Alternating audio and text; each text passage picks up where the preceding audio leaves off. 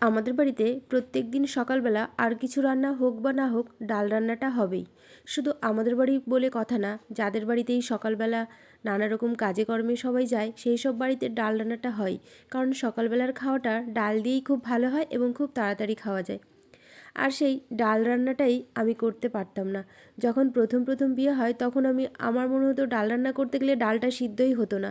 আমি অনেক রকম করে ডাল রান্না করার চেষ্টা করতাম কিন্তু কিছুতেই হতো না, বিশেষ করে মুসুরের ডালটা। তারপর ভুল করতে করতে এখন আমি অনেক ভালো ডাল রান্না করতে শিখে গিয়েছি।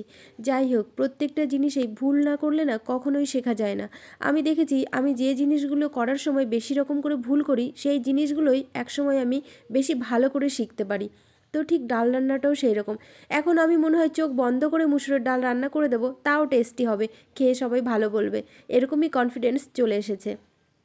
তো যাই হোক, সকালবেলা আমি এই যে মুসুরের ডাল রান্না করছি। আমি কিভাবে মুসুরের ডাল রান্না করি জানেন? প্রথমে হচ্ছে কড়াইতে জলটা গরম দিয়ে দিই। কারণ হচ্ছে আমি পরে এক্সট্রা জল দিই না, যতটা ডাল আমি ঝোল রাখবো ঠিক ততটাই জল দিই। তারপরে হচ্ছে সে ডালের মধ্যে একটু লবণ দিয়ে দিই, তারপর ডালটা ধুয়ে দিয়ে দিই। মানে জলটা যখন গরম হয় তখন আমি ডালটা দিয়ে দিই।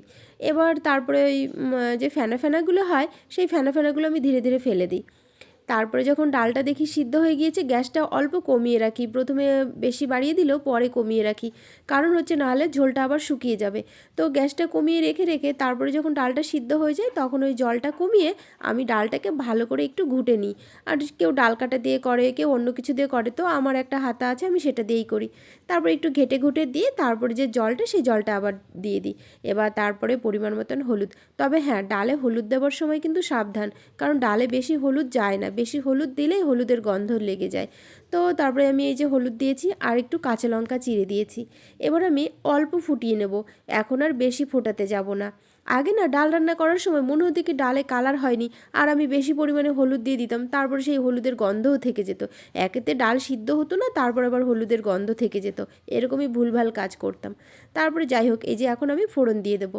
তো কড়াই থেকে ডালটা নামিয়ে নিয়েছি, আর আমি ডালে মুসুর ডাল রান্না করব তো পেঁয়াজ দিয়েও ভালো যায়, কিন্তু আমি পেঁয়াজ দেবো না, আমি হচ্ছে শুকনো লঙ্কা আর একটু পাঁচফোড়ন দেবো আর সর্ষের তেলে ফোড়ন দেবো। তো এই যে সর্ষের তেলটা দিয়ে দিয়েছি আর হচ্ছে গরম হয়ে গিয়েছে, এখন আমি পাঁচফোড়ন এবং শুকনো লঙ্কাটা দিয়ে দেবো। তারপরে যখন ভাজা ভাজা হয়ে যাবে তখন আমি ডালটা ঢেলে দেবো। এই সম্বরা, এই ফোড়ন দেওয়ার সময়ও আমি আগে ভয় পেতাম, কিছুতেই ফোড়ন দিতে পারতাম না। তো এখন শিখে গিয়েছি, এখন আর কোনো ভয় লাগে না। আগে হাত পুড়ে যেত, নাহলে ডাল পুড়ে যেত, কিছু না কিছু একটা অঘটন ঘটতেই ঘটতো, কিন্তু এখন আর হয় না, এখন একদম পরিণত হয়ে গিয়েছি। তো যাই হোক, এই যে ডালটা ফুটে এসছে, তো আমি লবণটা একটু চেখে নিয়েছি, তো ঠিকঠাকই আছে। আর যেহেতু এখন শীতকাল, তো আমি একটু ধনেপাতা দিয়ে দেবো। নাহলে সারা বছর অন্য কিছু দিই, হয়তো টমেটো দিই, নাহলে লাউ দিই বা কিছু দিই। তো এখন যেহেতু শীতকাল, ধনেপাতা অ্যাভেলেবেল, তো সেই জন্য আমি সকালবেলা একটু ধনেপাতা দিয়ে ডাল করলাম। আর এই ধনেপাতা ডালের সঙ্গে একটু আলু ভাজা বা একটু মাছ ভাজা বা একটু ভাজাভুজি হলেই একদম, আর আলু সিদ্ধ হলে তো আরও কোনো কথাই নেই, খুব সুন্দর সকালবেলা খাওয়া হয়ে যায়। আর আমি যেহেতু ভেতো বাঙালি, মানে আমার 3 বেলা তো ভাত চাই, বিশেষ করে সকালবেলা আর দুপুরবেলা তো আমার ভাত চাইই চাই।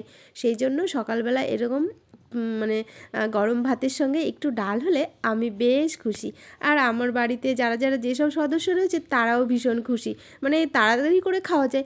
তো যাই হোক, আমার ডাল রান্নার প্রসেসটা আপনাদের কেমন লাগলো অবশ্যই কিন্তু জানাবেন। সবাই ভালো থাকবেন, সুস্থ থাকবেন, টাটা।